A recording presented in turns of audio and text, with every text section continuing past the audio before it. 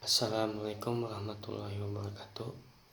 Di sini saya akan menjelaskan tentang aplikasi pemasaran produk UMKM berbasis Android atau iPhone sebagai strategi meningkatkan perekonomian Indonesia.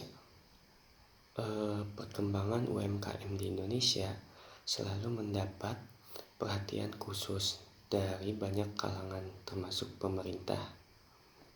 Pasalnya, peran dan andil UMKM dalam perekonomian nasional terbilang strategis bila diteropong dari jumlah unit usahanya yang mendominasi tingginya penyerapan tenaga kerja, besarnya kontribusi dalam pembentukan produk domestik.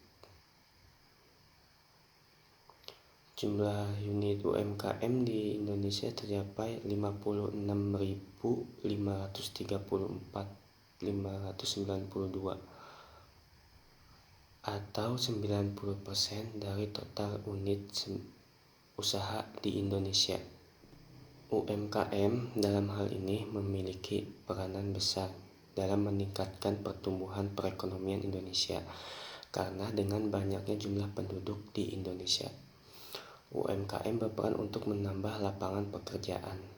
Hal tersebut dilakukan karena penduduk di Indonesia itu banyak. Di era digital yang serba canggih seperti sekarang ini, banyak bisnis yang semakin berkembang karena tersedianya teknologi yang mendukung untuk pemasaran. Kegiatan teknologi ini sangat tren karena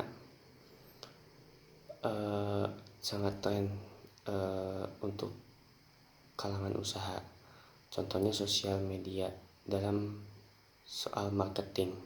Nah, aplikasi Android ini sebagai wadah pemasaran produk UMKM di pasar mancanegara sebagai langkah prospektif meningkatkan perekonomian Indonesia.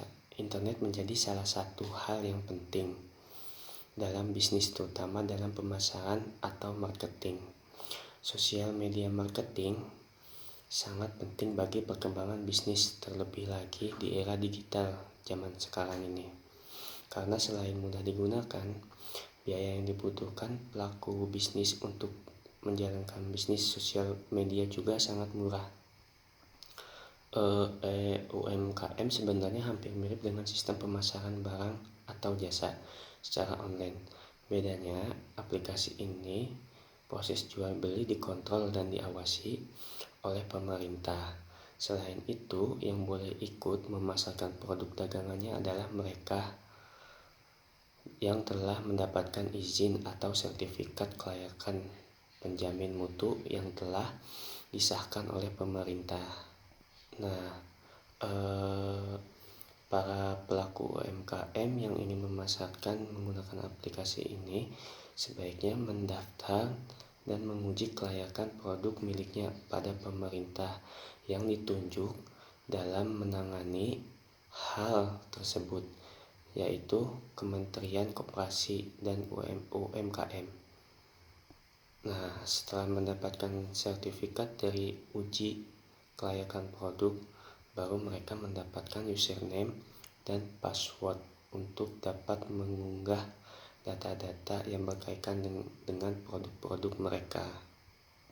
Nah, pihak-pihak yang terlibat dalam perumusan aplikasi UMKM adalah yaitu pemerintah. Nah, pemerintah memiliki peranan yang sangat besar dalam mewujudkan konsep UMKM, yaitu sebagai pengawas pelaksanaan program. Nah, yang kedua itu Kementerian Koperasi dan UMKM. Di sini ikut adil dalam mewujudkan konsepnya sebagai pelaksana membuat kebijakan, pengawas dan menentukan produk hasil UMKM, mana yang masuk dalam kriteria pemasaran dan mana yang tidak. Nah, yang ketiga yaitu Kementerian Ekonomi. Nah, peranannya itu sebenarnya tidak lepas dari peranan Kementerian Koperasi dan UMKM, yaitu sebagai pengontrol sirkulasi barang yang keluar masuk ke negara Indonesia. Yang keempat itu Kementerian Riset dan Teknologi mempunyai tugas menyelenggarakan urusan di bidang riset, ilmu pengetahuan dan teknologi dalam pemerintah untuk membantu presiden dalam menyelenggarakan negara. Yang kelima itu ada masyarakat. Nah, masyarakat itu sebagai produsen UMKM. Dalam mewujudkan konsep UMKM, peranan sebagai peserta masyarakat sasaran akan menggunakan UMKM untuk memasarkan hasil produk mereka ke berbagai negara di kawasan AFTA. Dan yang terakhir itu perusahaan jasa pengiriman barang. Nah, perusahaan jasa pengiriman barang berperan adil sebagai mitra kerja pemerintah dan produsen UMKM dalam memasarkan produknya baik di dalam negeri maupun di luar negeri. Selanjutnya saya akan membahas tentang langkah-langkah strategis dalam mengimplementasikan konsep UMKM. Langkah yang pertama yaitu tahapan pembuatan aplikasi. Nah, yaitu dengan membuat aplikasi yang digunakan sebagai wadah untuk memasarkan produk UMKM. Selanjutnya yang kedua itu tahap sosialisasi dan pendataan serta sertifikasi produk UMKM. Sosialisasi yang dilakukan di seluruh daerah di Indonesia, mulai dari kota-kota besar hingga ke pedesaan. Hal ini dilakukan supaya produk UMKM yang berkualitas di daerah pelosok dapat dipasarkan.